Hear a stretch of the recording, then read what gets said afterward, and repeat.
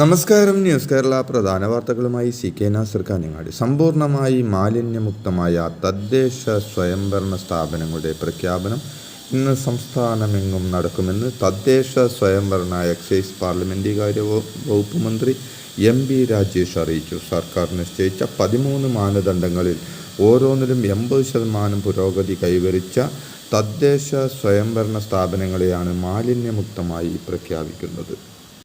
വഖഫ് നിയമ ഭേദഗതി ബിൽ പാർലമെന്റിൽ ചർച്ചയ്ക്ക് വരുമ്പോൾ MP-മാർ ഭേദഗതിയെ അനുകൂലിച്ച് വോട്ട് ചെയ്യണമെന്ന ആവശ്യവുമായി കർദിനാൾ ക്ലീമീസ് കത്തോലിക്ക ബാവ ഭരണഘടന അനുസൃതമല്ലാത്തതും അന്യായവുമായതുമായ വകുപ്പുകൾ ഭേദഗതി ചെയ്യണമെന്ന് KCBC പ്രസിഡന്റ് കൂടിയായ കർദിനാൾ ആവശ്യപ്പെട്ടു.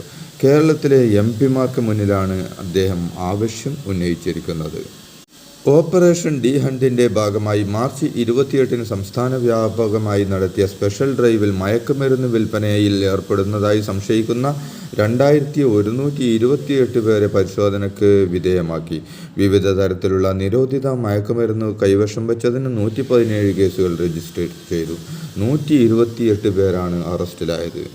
കോൺഗ്രസ് നേതാവും വയനാട് MP-യുമായ പ്രിയങ്ക ഗാന്ധി പാണക്കാട് വീട്ടിലെത്തി. മുസ്ലിം ലീഗ് സംസ്ഥാന അധ്യക്ഷൻ സാദിഖ് അലി ഷിഹാബ് തങ്ങളുടെ വീട്ടിലെ ഇഫ്താറിൽ പങ്കെടുക്കാനായാണ് അവർ എത്തിയത്. സംസ്ഥാനത്ത് കോൺഗ്രസ് നേതൃത്വത്തിലെ തർക്കത്തിലും മുന്നണിയിൽ കോൺഗ്രസ് നേതൃത്വത്തിൽ മതിയായ പരിഗണന ലഭിക്കുന്നില്ലെന്നുമുള്ള ലീഗ് നേതൃത്വത്തിൻ്റെ പരിഭവത്തിൻ്റെ കൂടി പശ്ചാത്തലത്തിലാണ് പ്രിയങ്ക ഗാന്ധി ഇവിടെ എത്തിയത്. വയനാട്ടിലെ മുണ്ടക്കൈ ചൂരൽമല ദുരിതബാധിതർക്ക് Lulu group chairman MA Yusuf Ali 50 വീടുകൾ നൽകും. മുഖ്യമന്ത്രി പിണറായി വിജയനെയാണ് അദ്ദേഹം ഇക്കാര്യം അറിയിച്ചത്. വീട് നിർമ്മാണം കൊണ്ട് മാത്രം പുനരധിവാസം അവസാനിക്കില്ലെന്നും ചരിത്രത്തിൽ രേഖപ്പെടുത്തുന്ന വിധത്തിൽ പദ്ധതി പൂർത്തീകരിക്കുമെന്നും മുഖ്യമന്ത്രി പറഞ്ഞു. മേപ്പാടിയിൽ പുനരധിവാസ പദ്ധതിയുടെ പ്രതീകാത്മക തറക്കല്ലിടൽ ചടങ്ങ് ഉദ്ഘാടനം ചെയ്ത ശേഷമാണ് കേന്ദ്ര സർക്കാരിനെ വിമർശിച്ചുകൊണ്ടുള്ള മുഖ്യമന്ത്രിയുടെ പ്രസംഗം.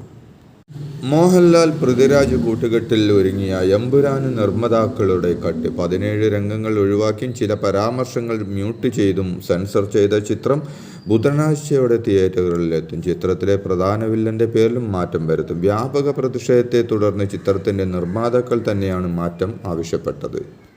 കേരളത്തെ അപകീർത്തിപ്പെടുത്തും വിധം അവതരിപ്പിക്കപ്പെട്ട ദ കേരള സ്റ്റോറിക്ക് ഇല്ലാത്ത സെൻസർ ബോർഡ് കട്ട് എമ്പുരാന് എന്തിനെന്ന് മന്ത്രി V ശിവൻകുട്ടി. ഗുജറാത്ത് കലാപവും ഗോദ്ര സംഭവവും ഒക്കെ ഇന്ത്യൻ ചരിത്രത്തിൻ്റെ ഭാഗമാണ്. അതുകൊണ്ട് ഏത് തുണി കൊണ്ട് മറച്ചാലും അത് കത്രിക കൊണ്ട് മുറിച്ചാലും തലമുറകൾ കാണുകയും അറിയുകയും ചെയ്യും എന്നും അദ്ദേഹം വ്യക്തമാക്കി. ഭയപ്പെടുത്തിയും ആക്രമിച്ചും